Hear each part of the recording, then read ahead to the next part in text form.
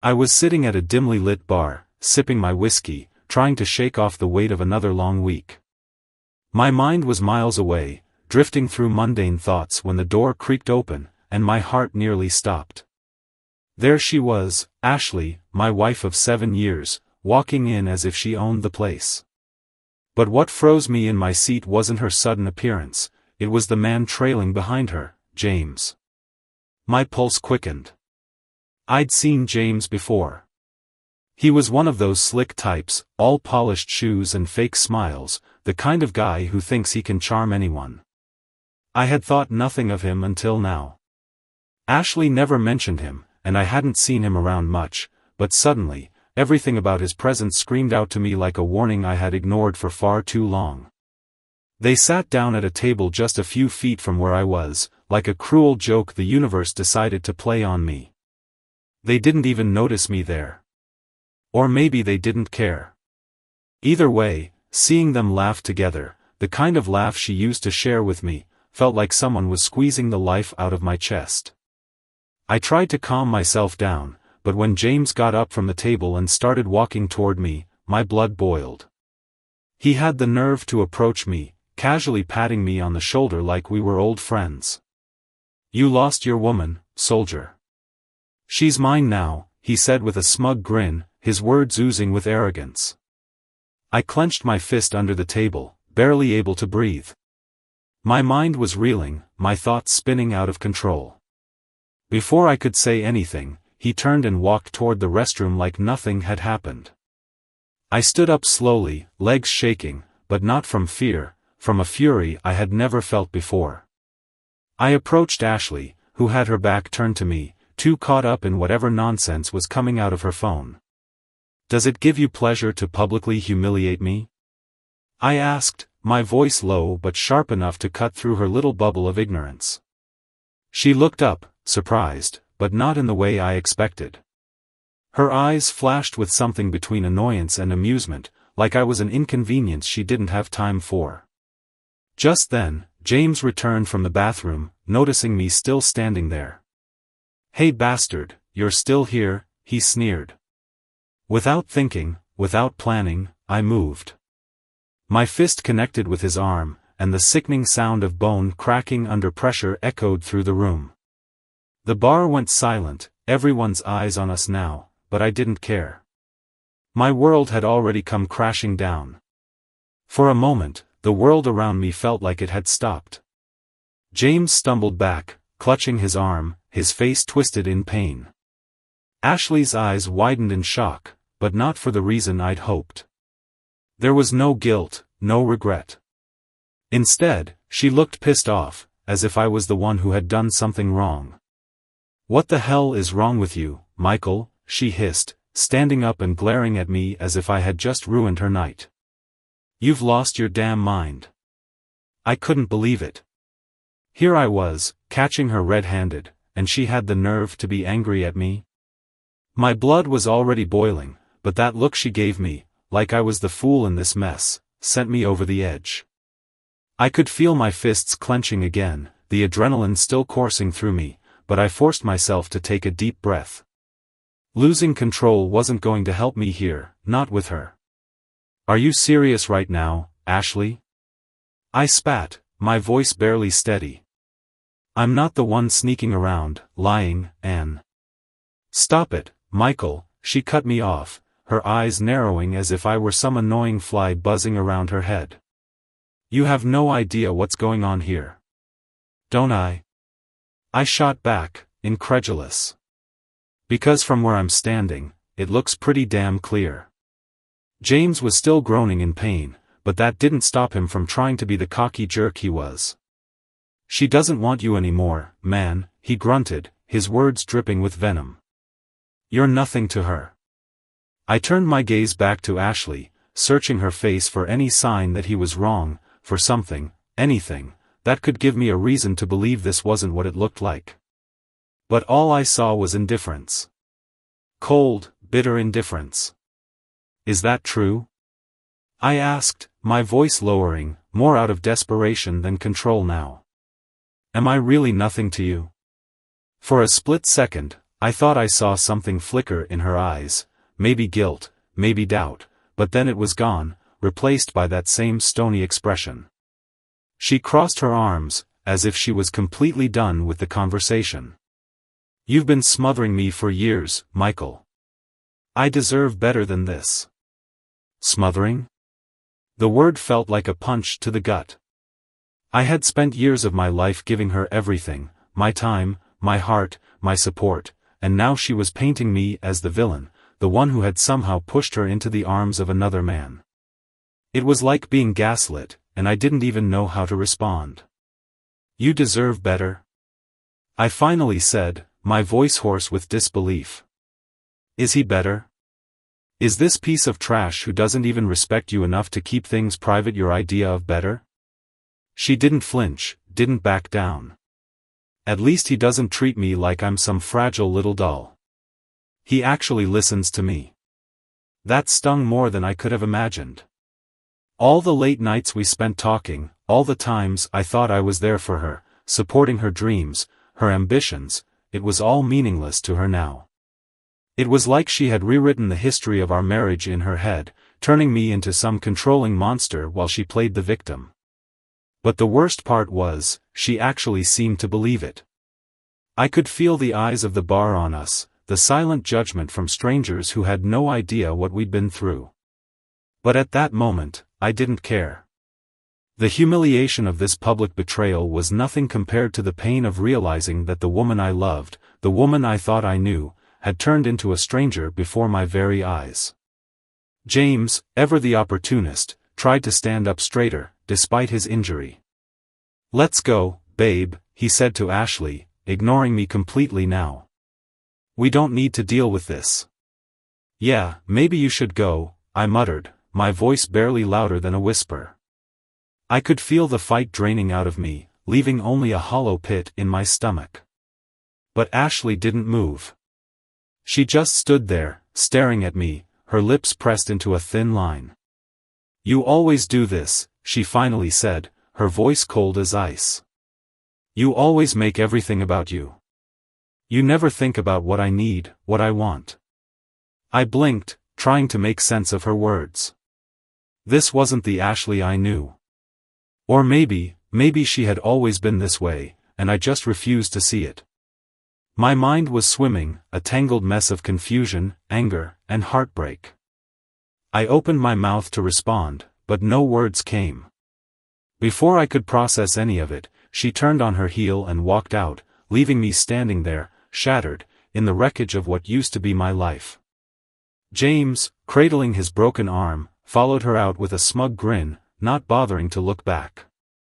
And just like that, everything I thought I knew about my marriage was gone. The door of the bar swung shut behind them, leaving me standing there in a suffocating silence. The murmurs of people around me started to blend into a dull hum, but none of it registered. My world had just been flipped on its head, and I was stuck in this horrible moment, unable to move, unable to breathe. For a while, I just stood there, staring at the spot where Ashley and James had been. Everything felt surreal, like it had happened to someone else, like I was watching a movie where the guy's whole life unravels in the span of an hour. But this wasn't a movie. This was my life. My wife. My failure. I walked back to the bar, practically on autopilot, and sat down in the same stool, gripping the edge of the counter as if it would stop me from falling apart completely. The bartender, who had probably seen more bar fights and breakups than he cared to admit, cautiously walked over and gave me a look, part sympathy, part confusion. "You all right, man?" he asked, wiping his hands on a towel as if this were just another Tuesday. "Yeah," I muttered, though we both knew it was a lie. "Whiskey." "Neat." He poured the drink without another word, sliding it over to me. I stared at the glass for a while, the amber liquid catching the light, swirling around like my thoughts. I took a long sip, letting the burn distract me from the gnawing emptiness inside. But it didn't work. The alcohol couldn't numb what I was feeling, not tonight. I kept replaying the moment in my head, trying to make sense of it. The look in Ashley's eyes, the coldness in her voice, it didn't add up. I had seen signs, sure. Little things. She'd been distant, distracted, her phone always buzzing with messages she never let me see. She started going out more often, with vague excuses that I hadn't questioned at the time. But I never imagined this. Had she been unhappy for that long? Was I really that blind? Or was it all just an excuse, her way of justifying the betrayal? I gripped the glass harder, my knuckles turning white. The anger was rising again, but this time it wasn't directed at James or Ashley. It was directed at myself. I had trusted her. I had loved her. And now, I was left wondering if any of it had ever been real. The bartender hovered nearby, probably wondering if I was going to break something else, but I didn't have the energy for it. Not anymore. I downed the rest of the whiskey, letting it scorch my throat, but the fire didn't reach the cold pit in my chest. Nothing would. Eventually, I stood up, throwing a few bills on the counter. The bartender gave me a nod, silently acknowledging that he understood this kind of pain, at least on some level. I didn't say anything else. What was there to say? The night air hit me like a slap when I walked outside. It was cool, crisp, and for a second, it cleared my head. I pulled out my phone, staring at the screen, my thumb hovering over the contacts. I wanted to call someone, anyone, to help me make sense of what had just happened. But who could I call? My closest friends were all mutual friends with Ashley. And my family? They'd only tell me to calm down, think things through, give her a chance to explain. But what was there to explain? I had seen it with my own eyes. I ended up calling Ryan, my brother, the only person I knew who would just listen without judgment. He picked up on the third ring. Mike? What's up, man? His voice was cheerful, oblivious to the storm in my life. I tried to speak, but the words got stuck in my throat. For a moment, I stood there, struggling to find my voice, while the streetlight above me flickered in the dark. Mike? Ryan's tone shifted. You there? Yeah, I finally croaked, my voice rough. Yeah, I'm here. You sound like hell, bro. What's going on?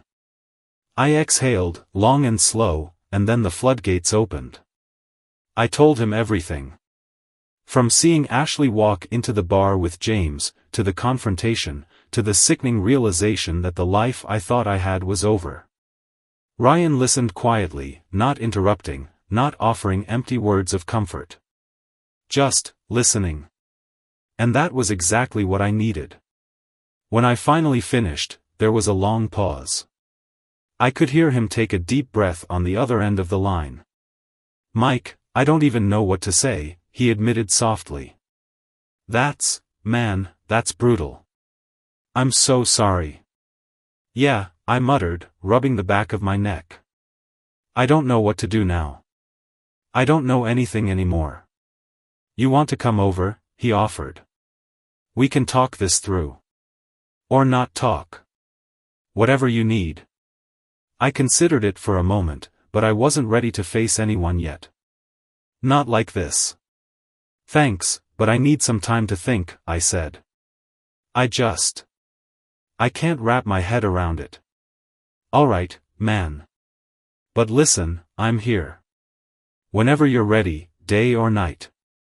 I appreciated that more than I could say. Thanks, Ryan. I'll call you. After we hung up, I stood there for a few more minutes, staring at the empty street, trying to figure out what my next move would be. But all I felt was lost. Betrayed. Like everything I'd built over the past 7 years had just crumbled into dust. Eventually, I turned and started walking toward home, though it didn't feel like home anymore. The walk home felt longer than usual, every step weighed down by the heaviness in my chest. I used to think of our house as a safe haven, a place where Ashley and I built our lives together. But now, as I approached it, the sight of it felt foreign. It wasn't home anymore. It was a lie. A facade. When I opened the door, the silence hit me like a wave. Everything was exactly where we had left it that morning, the dishes still in the sink, her jacket tossed over the chair, but everything felt wrong. I closed the door behind me, leaning against it for a moment, trying to catch my breath. But the weight of what had happened in the bar kept crashing over me like a storm I couldn't escape. The house was filled with reminders of her. Every room had her touch on it, the photos on the wall, the vase of flowers she loved to buy every week, even the stupid decorative pillows I never understood the purpose of. It was suffocating, and for the first time, I didn't want to be here. I didn't want to be surrounded by memories that now felt tainted.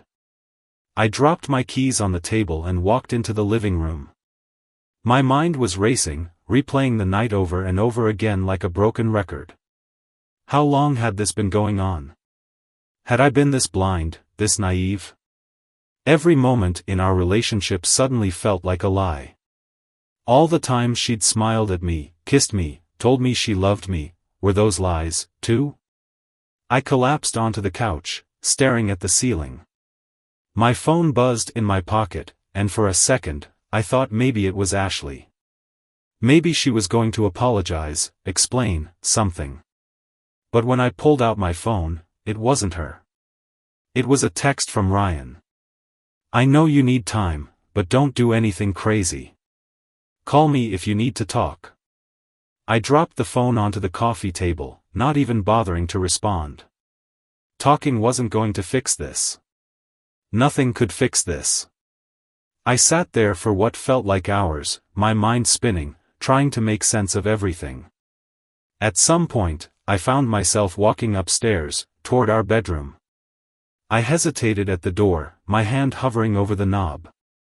Part of me didn't want to go in, didn't want to see the bed we'd shared for years, the bed she'd probably shared with him, too. But I pushed the door open, my stomach twisting into knots as I stepped inside. The room was dark, lit only by the faint glow of the streetlight outside. Everything looked the same, but it didn't feel the same. I walked over to her side of the bed, the side where she always slept, and I noticed her phone charger still plugged in. She hadn't even bothered to take it with her. Like she'd be back, like everything was normal. I sat down on the edge of the bed, burying my face in my hands. The reality of it all was starting to sink in, and the pain was almost unbearable. She had betrayed me, but worse than that, she didn't seem to care. The look in her eyes at the bar, the way she brushed me off like I was nothing. I couldn't get it out of my head. Suddenly, something snapped inside me. I couldn't sit here and wallow in this any longer. I needed answers. I needed to know why, how long this had been going on, what I had done to deserve this. I stood up, pacing the room, my heart pounding in my chest. I thought about calling her, demanding answers, but deep down, I knew she wouldn't give them to me. She'd lie, deflect, maybe even blame me again like she did at the bar. No, calling her wouldn't help. Then my eyes landed on her laptop, sitting on the desk by the window. It was open, her screen still glowing faintly from when she'd probably used it earlier. My heart raced faster. I knew it was wrong, but at that moment, I didn't care. I needed to know the truth, even if it tore me apart. I sat down at the desk, my hands trembling as I lifted the laptop's lid. Her password screen flashed before me. Of course, she had a password. I stared at the keyboard for a minute, thinking. Then I typed in the first thing that came to mind, my name. It didn't work. My stomach twisted with anxiety, but I tried another. Her birth date. Again, nothing. I was about to give up when I remembered something from years ago, a password she used for just about everything back then, our wedding anniversary. I typed it in, my fingers moving slowly across the keys. The screen unlocked. I stared at it, my breath caught in my throat. There it was, in front of me. Her inbox, her messages, her life that I had been shut out of for God knows how long. My heart pounded so loudly I could barely hear myself think, but I started scrolling through her emails, her social media messages, looking for something, anything that would give me a clue about what had been going on behind my back. And then, I found it. A string of messages from James, dating back months. Flirtations, plans to meet up, even disgusting comments about me, about how clueless I was, how easy it was to pull this off. I felt sick to my stomach, my hands gripping the sides of the laptop so hard I thought I might break it. The worst part wasn't even the messages themselves. It was the casual way they spoke about me, like I didn't matter, like I was just a joke to them. My marriage, my life, had been a punchline. I slammed the laptop shut, my breath coming in ragged gasps. The rage inside me was boiling over, and I could barely control it. I stood up, pacing the room again, my fists clenched at my sides. I wanted to scream, to break something, but I didn't. Instead, I grabbed my phone and dialed her number. It rang once, twice, then went to voicemail. I hung up and texted her instead. "We need to talk. Now." No response. I knew she was with him, probably laughing about me, but I didn't care. I needed to confront her. I needed her to look me in the eyes and tell me why she did this. I sat there in the darkness, waiting for her to respond, my heart pounding with a mixture of fury and despair. The house felt colder than ever, and I was starting to realize that no matter what she said, there was no going back. The minutes stretched into hours as I sat there, staring at my phone, waiting for a response that never came. Every passing second felt like a knife twisting deeper into my chest. I sent her another text, then another, but all I got was the same cruel silence. It was as if I had become invisible to her, as if everything we had shared no longer mattered. The darkness outside began to give way to the faint light of dawn. I hadn't slept, hadn't eaten, hadn't done anything but simmer in my own rage and despair. My mind kept cycling through the same thoughts, what she had done, what she had said, and the way she had so easily dismissed me in that bar, as if I had meant nothing to her. I glanced at her phone charger still hanging from the outlet by the bed. That small, insignificant thing felt like a slap in the face. She hadn't even bothered to take her charger. She had walked out of here knowing she wouldn't need it, knowing she wasn't coming back. Unable to sit still any longer, I got up and started moving through the house. It was still dark inside, the early morning light barely making a dent in the gloom. My footsteps echoed in the quiet, making me feel more alone than ever. I wandered into the bathroom, flipping on the light. And that's when I saw it, her makeup scattered across the counter, her perfume still lingering in the air. It hit me like a punch to the gut. This room, our room, had once been filled with her presence, her laughter, her voice. Now, it felt like a museum exhibit, everything left behind, perfectly in place, but the person who lived here was gone. I stared at myself in the mirror, barely recognizing the man looking back at me. My face was pale, my eyes bloodshot, dark circles forming under them. I looked like I hadn't slept in days. Maybe I hadn't, not really. Not since this nightmare began. For a moment, I couldn't move. I just stood there, staring into my own reflection, wondering how everything had gone so wrong. How had I become this man, broken, lost, betrayed? How had I let her slip away from me, right under my nose? And then I thought about all the little moments that suddenly made sense. The nights when she stayed out late with friends, the times she canceled plans at the last minute, the way she'd been pulling away from me for months. It was all so clear now, and I hated myself for not seeing it sooner. I gripped the edge of the sink, my knuckles turning white. I wanted to scream, to tear the whole damn bathroom apart, but instead, I just stood there, swallowing the anger, letting it fester inside me. Then, I did something I hadn't planned. I opened the cabinet under the sink, rummaging through the drawer where Ashley kept her things. My hands moved with a mind of their own, searching for something, anything that might give me more answers. And then, buried under a pile of hair products and lotions, I found it, her second phone. My heart stopped. I'd seen it before, months ago, when she claimed it was for work and she didn't use it much. I hadn't thought anything of it at the time. But now, standing in that bathroom, with everything I'd discovered, I knew better. I grabbed the phone, my fingers trembling as I unlocked it. The same password worked. My breath hitched in my throat as the screen lit up, revealing a series of messages, notifications, things she had kept hidden from me for months. The first thing that popped up was a message from James. "Can't wait to see you again. Last night was amazing." The words made my stomach churn. I scrolled through the rest of the messages, my hands shaking. There were photos, texts, plans, an entire secret life unfolding right in front of me. The kind of life I hadn't been a part of. The kind of life she had shared with someone else. I felt like I was going to be sick. I dropped the phone onto the counter, stumbling backward until I hit the wall. My head was spinning, my heart pounding so hard it felt like it might burst out of my chest. This was real. This was happening. She had been cheating on me for months, maybe longer. And I had been too blind, too trusting, to see it. I slid down the wall, burying my face in my hands. The weight of it all was crushing me, suffocating me. I had given her everything, my love, my trust, my life, and this was how she repaid me. With lies. With betrayal.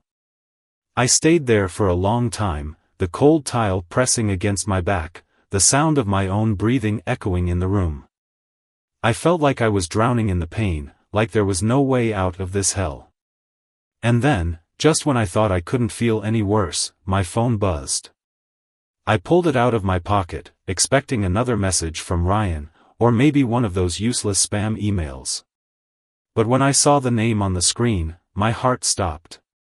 It was Ashley. I stared at her name for what felt like an eternity, my thumb hovering over the screen. She had finally responded. "We need to talk," the message read. That was it. No apology. No explanation. Just those 4 words, as cold and detached as she had been at the bar. I stood up, the rage boiling inside me again. I wasn't going to wait around for her to come back and feed me more lies. I wasn't going to be the fool she walked all over anymore. If she wanted to talk, I would give her one last conversation. But this time, I was going to be the one in control. I grabbed my keys and walked out the door, the early morning light now spilling across the street as I headed for the one place I knew she'd be. The drive to James' apartment was a blur. I barely registered the streets, the traffic lights, or the rising sun that painted everything in a sickly orange glow. All I could think about was her, Ashley, and the way she had torn our life apart. Her message still burned in my mind, a hollow, heartless request for a conversation that I knew wouldn't fix anything. I gripped the steering wheel tighter, my knuckles turning white as I imagined the smug look on James' face when I showed up. Part of me wondered if he was even expecting me. Maybe he thought I'd slink away, broken and defeated, like a coward. But that wasn't happening. Not now. Not after everything. I pulled up to the building, parking my car haphazardly along the curb. My heart pounded in my chest as I climbed out, slamming the door behind me. The crisp morning air did nothing to cool the fire burning inside me. I took a deep breath, trying to steady myself. This wasn't just about confronting them, it was about finally getting some closure, about making her look me in the eye and explain why she did this. The building was one of those generic, soulless places, just another apartment complex where everything looked the same. I knew James' apartment number from the messages I'd seen on her phone. They had talked about meeting here more times than I cared to count. I pushed open the door and headed for the stairs, taking them 2 at a time, my footsteps echoing off the walls. By the time I reached his door, my pulse was racing, my breath coming in short, sharp bursts. I stood there for a moment, my fist poised to knock, but then I stopped. No more hesitation. No more waiting for her to spin another web of lies. I wasn't here to ask questions anymore. I was here for answers. I banged on the door, hard enough that it rattled on its hinges. There was no response at first, just the muffled sound of movement inside. My chest tightened. They were both in there, I knew it. I knocked again, louder this time, my hand trembling as I waited. Finally, the door swung open, and there she was. Ashley. She stood there in front of me, wearing nothing but one of those cheap bathrobes I'd never seen before, her hair disheveled, like she hadn't even tried to hide the fact that she'd been with him. The sight of her like that, in his apartment, made my blood boil. For a second, she looked surprised to see me, but it faded quickly, replaced by that same cold indifference I had seen in the bar. "Michael," she said, her voice flat. "What are you doing here?" I clenched my fists at my sides, the anger surging through me like a tidal wave. "We need to talk," I repeated, throwing her words back at her. "That's all you have to say? After everything, you think we can just talk?" She sighed, glancing over her shoulder, clearly annoyed. "This isn't the time, Michael. You shouldn't have come here." I pushed past her before she could stop me, stepping into the apartment. The place was small, barely furnished, but it reeked of betrayal. The sight of the rumpled bed, the scattered clothes on the floor, it was like a slap to the face. I turned back to her, my heart racing. "Why, Ashley?" I demanded, my voice raw, trembling with the weight of everything I'd been holding in. "Why did you do this? After 7 years, why him?" She crossed her arms, her expression unreadable. "I don't owe you an explanation," she said, her voice sharp. "Things haven't been right between us for a long time. You know that."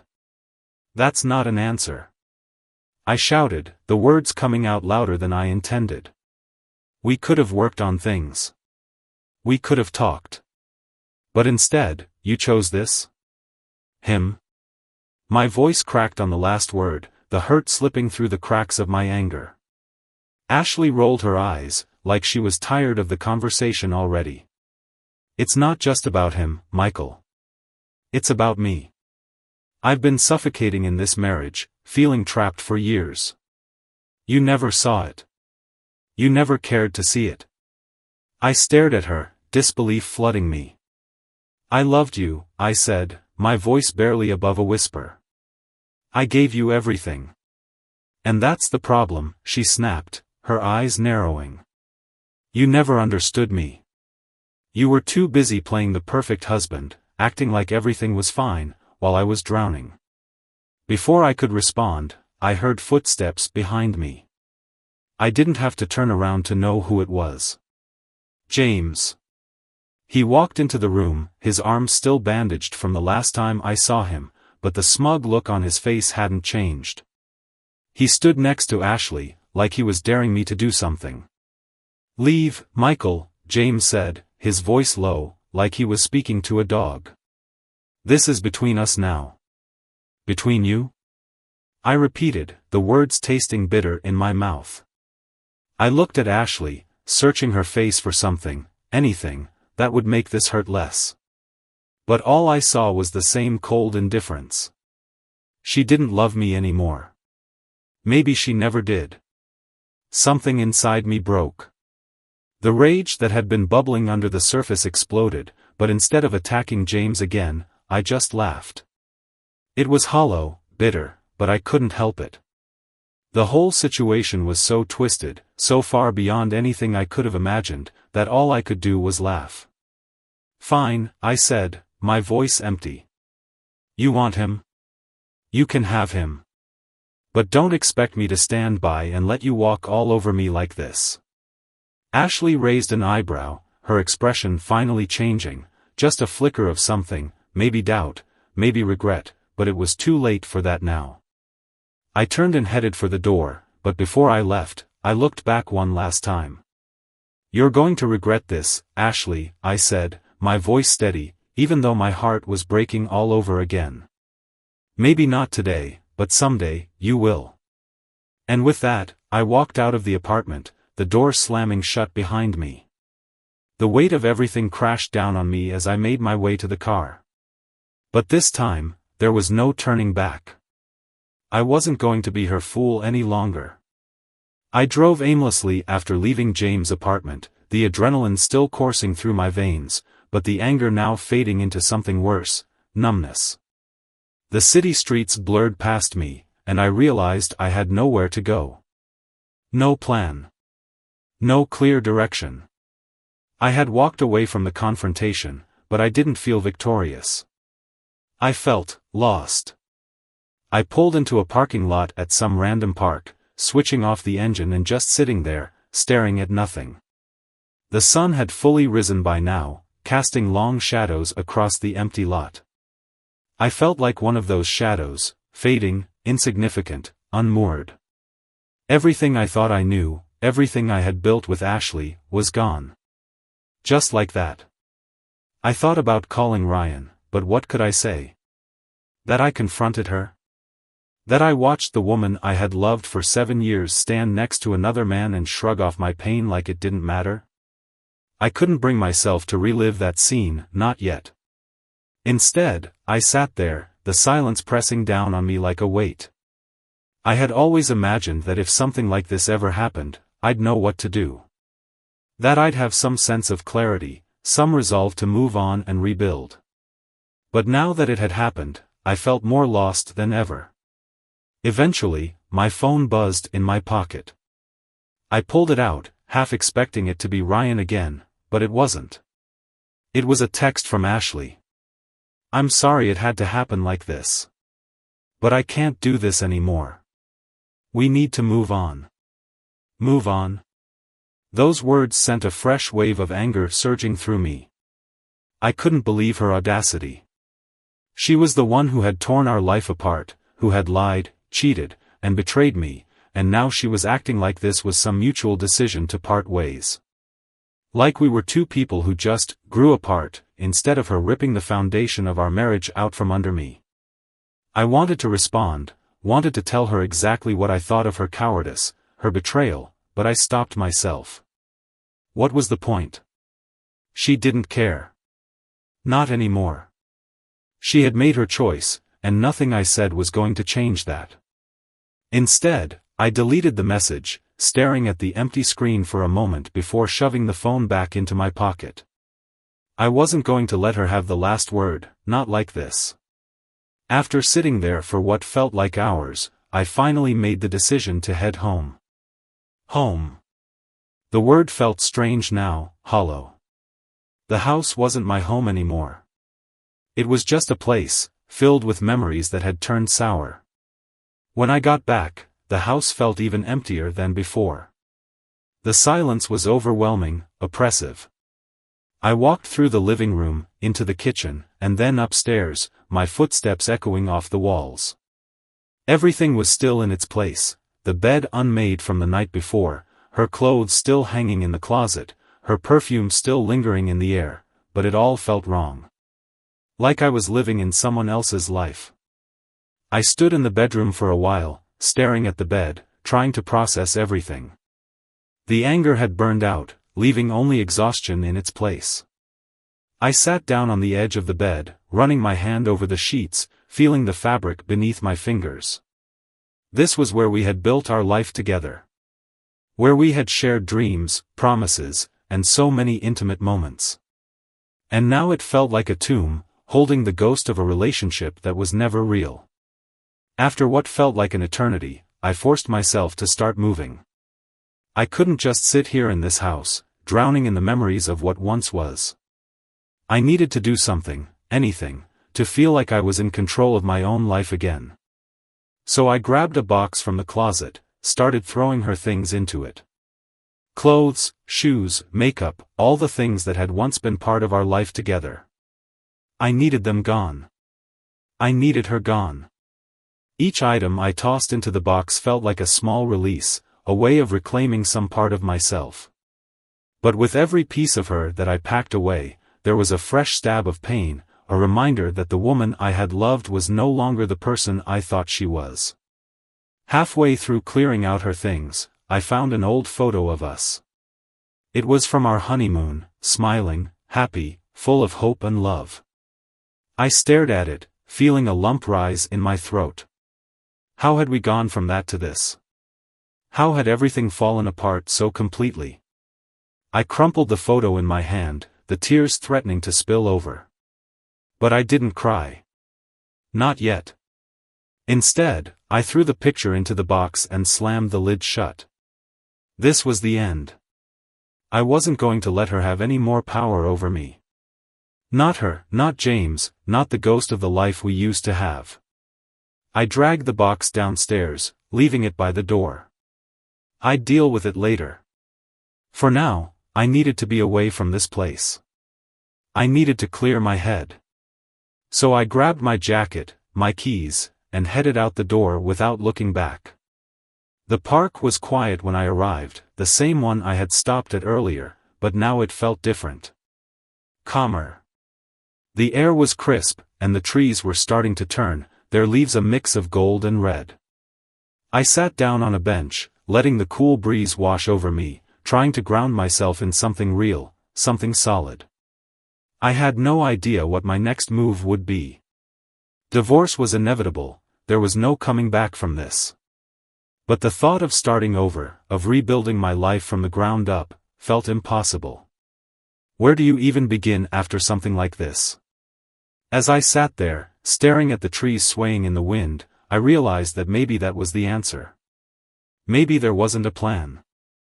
Maybe it was just about putting one foot in front of the other, one day at a time, until the pain started to fade. It wouldn't be easy. I knew that. But as I sat there in the quiet, I felt a strange sense of clarity settling in. I couldn't change what had happened. I couldn't undo her betrayal. But I could choose what happened next. I could choose to move forward. To heal. To find myself again. For the first time in what felt like days, I took a deep breath, letting the air fill my lungs. It wasn't much, but it was a start. I sat in the park for what felt like hours, the cool breeze steadying my thoughts. My mind, still raw from everything that had happened, started to settle. There wasn't a magic switch to make it all disappear, but at least, for the first time since I caught Ashley in that bar, I felt a small measure of control returning. I didn't need all the answers right now. I just needed to keep moving forward. By the time I got home again, the sun was low in the sky, casting long shadows across the yard. The box of Ashley's things still sat by the door, a heavy reminder of everything that had crumbled over the last few days. I stared at it for a while, then grabbed my phone, scrolling through the contacts until I found my lawyer's number. I hadn't wanted to make that call, but I knew it was inevitable. There was no coming back from this. The phone rang twice before it was picked up. Michael? It's been a while. How can I help you? I could hear the concern in his voice. I hadn't talked to Brad in years, back when I had needed legal advice for something small. Now, the weight of what I was about to say felt heavier than ever. I need to file for a divorce, Brad, I said, my voice hoarse from the long day. The words felt foreign on my tongue, as if saying them out loud made everything too real. There was a pause on the other end, then a quiet sigh. I'm sorry to hear that, man. Let's meet tomorrow. I'll walk you through everything, okay? I nodded, though he couldn't see me. Thanks, Brad. I appreciate it. We settled on a time, and after I hung up, the reality of what was happening started to sink in. Divorce. It felt like failure, like the ultimate defeat. But after everything that had happened, there was no other choice. I couldn't stay with her, not after the lies, the betrayal, the way she had dismissed me like I didn't matter. And the truth was, I deserved better. I went back inside, my body feeling heavier with each step. The house was still filled with memories, good ones, bad ones, but they were all tainted now. Each corner of the house reminded me of her, of what we'd built together, and of the life we'd both destroyed. It felt like I was living in the ruins of something that had once been beautiful. But there was no turning back. The decision was made. I poured myself a drink and sat down on the couch, staring at the box of her things. It felt like a strange finality, packing away her presence from my life. But as hard as it was, I knew it was necessary. I couldn't move on if I kept holding on to pieces of her, to pieces of a life that didn't exist anymore. As I sipped my whiskey, my mind wandered back to the last 7 years. There had been good times, real good times. Laughter, love, moments when I thought we were invincible. And there had been bad times, too, moments of doubt, frustration, and distance. But never, in all those years, had I imagined it would end like this. With betrayal. With a man like James. With her standing next to him, choosing him over me. But it had. I leaned back on the couch, staring up at the ceiling. What did I learn from all of this? That even the people you love the most can betray you. That trust is fragile, and once it's broken, it's nearly impossible to repair. No, that wasn't it. What I learned was that I had to start trusting myself again. Somewhere along the way, I had lost that. I had trusted Ashley more than I trusted my own instincts. I had ignored the signs, brushed off the small changes, convinced myself that things were fine when they weren't. I had let myself become blind to what was really happening, because I didn't want to face the truth. But the truth was unavoidable now. It had shattered everything, and I was left to pick up the pieces. I finished my drink, setting the glass down on the table with a soft clink. The decision to leave her behind, to move forward with the divorce, it hurt. It hurt like hell. But it was the right thing to do. I couldn't spend the rest of my life with someone who didn't value me, who didn't respect me enough to be honest. I thought about the advice I would give to someone else in my situation. It was simple, really: trust your gut. Don't ignore the little things, the signs that something is wrong. And most importantly, know your worth. Don't let anyone make you feel like you're less than you are. As I sat there, the house finally quiet around me, I realized that this wasn't the end. It was the beginning of something new. Something I wasn't quite ready for, but something that was necessary. I had a long road ahead of me, full of uncertainty, pain, and healing, but at least I was finally walking away from the wreckage. I was finally reclaiming my life. I glanced at the box by the door one last time, and without hesitation, I stood up, grabbed it, and took it outside. The night was cool, and as I set the box down by the trash cans, I felt a strange sense of relief. It wasn't over yet, not by a long shot. But it was the first step. And that was enough. The next morning, I woke up feeling different, lighter, maybe. There were still echoes of pain, memories that would take time to fade, but something had shifted. I wasn't living in the past anymore. I wasn't waiting for answers or trying to fix something that couldn't be repaired. I had my own life to live, my own path to walk. And for the first time in a long time, I was ready to do just that.